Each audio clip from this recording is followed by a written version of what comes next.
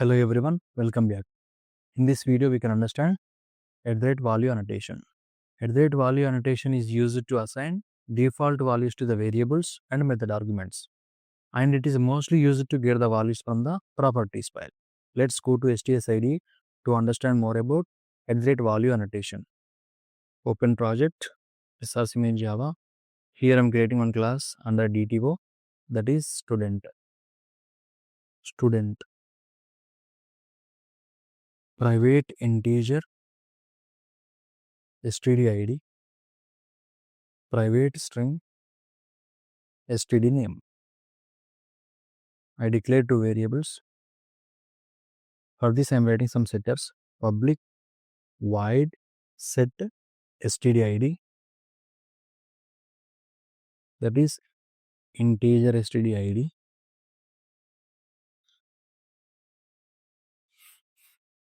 Std id, this dot std id is equals to std id. Public void set std name, this is string std name. This dot std name is equals to std name. I will override one toString method. This is the toString method.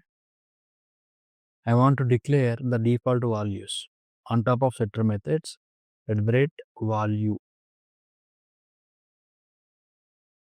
Here I am writing std id, some triple line. In the same way, std name Tarak.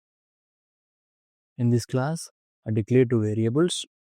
For that variables, I implemented setters. On top of setter, I used @value annotation. I declared default values and written toString method also. I want to make the student class as a springboot, then I will use @component annotation on top of class. It marks the class as springboot. Let's go to starter class, context.getBean, student.class, return student object.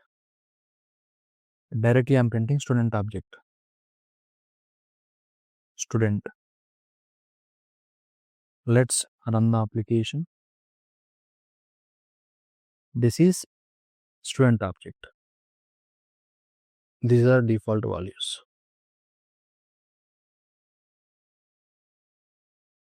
In the same, we can read the data from the application.properties file. Go to SRC main resources, application.properties, std.id is equals to some 123, std.name. I want to read this data. This is the key and this is the value. Based on the key name, need to read the value. Go to student class. Let's comment this.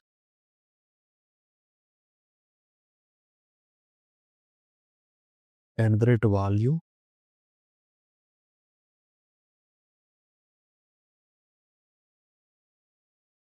like this. If you want to read data from the application.properties file, you have to specify student ID like this. In the same way, student name. Save this. See, this is the latest data. This is the data reading from application.properties file. This is all about @value annotation. Okay, I will see you in the next video.